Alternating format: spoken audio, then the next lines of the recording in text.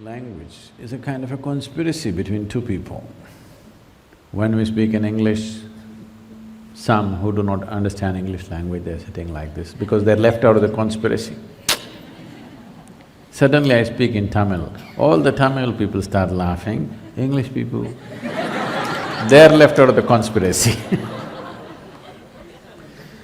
because it is a conspiracy, it's a widespread conspiracy, so you don't think on those terms. Suppose all of you know one language, just me and one more person know another language, and I start speaking in that language, all of you… What's happening? Conspiracy, isn't it? Sound is the substance of creation. Meanings are made up in human minds. If you can evolve a sound within you, when I say evolve a sound, sounds are of various kinds. There are some which are very refined sounds, there are some which are gross, depending upon the nature of the reverberation that it is. Or in other words, everything is sound. The rock is a certain kind of sound, the tree is a certain kind of sound. This is one kind of reverberation, that is another kind of reverberation. The very air that you're breathing is another kind of sound, the very body is another kind of sound.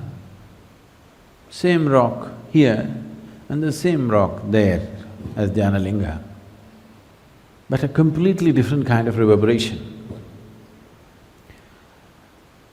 So the same sound can be taken and refined to a certain level. If you already do not know about this, today science is entering this space, but in the yogic systems, this is something that we've always worked with. Today, modern science is talking about how both sound and light are reverberations. If you multiply something like 100 decibel sound, if you double it 40 times over in hertz, you would arrive at a place where mathematically it's become light. But this is something that we've always done within ourselves.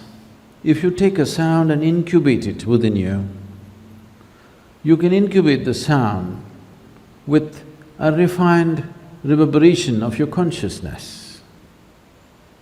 The body is one kind of reverberation, thought is another kind of reverberation, emotion another kind of reverberation, consciousness a completely different kind of reverberation.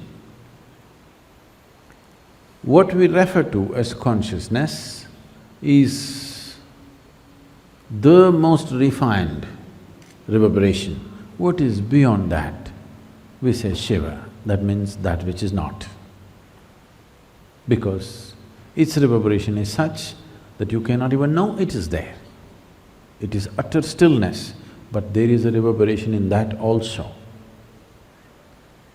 Now, if you take a sound into you and if you can incubate it in your consciousness, this sound can slowly be transformed into light.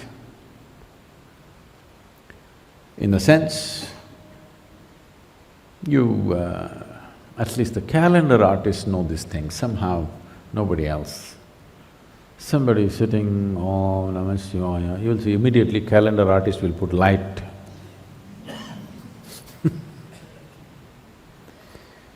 Because somewhere he knows, if he masters the sound and incubates the sound within himself in a certain way, it will transform itself into light.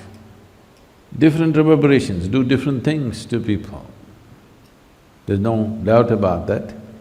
With mantra, with music, people have noticed these things. Different types of reverberations do different things to different individuals. But if you transform a reverberation from one dimension to another by incubating it within yourself consciously. One can know light from within, and nobody around will miss it either. What is your opinion of teaching in native language versus teaching in English? See, we must understand this. These 25 or 30 different languages in this country, if you add up all the dialects, they tell me there are 1,300 dialects, but at least 25 to 30 full-fledged languages with a script of their own, with a huge body of literature behind it. A full-fledged language is not an overnight happening. The oldest language on the planet is Tamil language. You're in Tamil Nadu. See, language is a very important part of human intelligence. Many linguists around the world have clearly recognized the power of language. Human ability to use language essentially is rooted in India. It's from here. The ability to use the language came to the rest of the world. Almost all the languages, which are largely Europe and in Europe and Arabia based, all of them have Sanskrit influence on them. So, in our eagerness to just get a job, we don't have to completely destroy these languages, we will lose out something very, very big. See, English is a fantastic thing in terms of its simplicity, in terms of… because internet and, modern technology has taken to English language, it is a must. Nobody can be against English anymore, you got to take it. Even if you don't like the British, you have to like the English language. It is part of our language now. One good thing we did, though many bad things happened during the British rule, one good thing is we absorbed the language. Today, many educated Indians can speak better English than most British can speak. It's a good thing, but at the same time, we should never kill these languages which have been there for thousands of years. Because the phonetic range that is there in Indian languages is such, it stimulates every aspect of who you are. English language has a very narrow phonetic range. So this ability to use sounds to stimulate and trigger one's intelligence and energy within ourselves is something that we should not give up. Every child must know one more language other than English, whatever that is, because anyway our states are divided on linguistic basis, so in that state, whatever the language is, they must know. In our over-enthusiasm for employment-oriented education, I know many schools are completely destroying the local languages. This should not happen.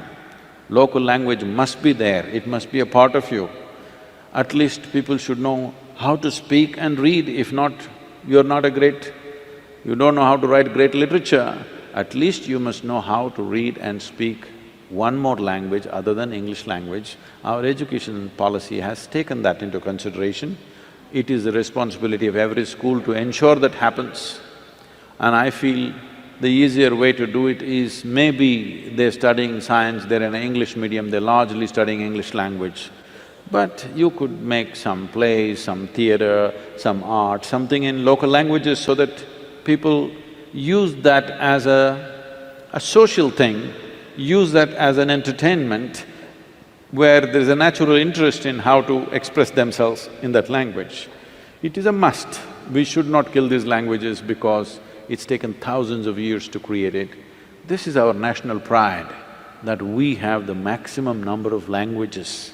If we had to create this many languages, see, we must understand this. For example, let's say Tamil Nadu and Karnataka, Tamil Nadu and Andhra Pradesh, Tamil Nadu and Kerala. There are no geographical separation.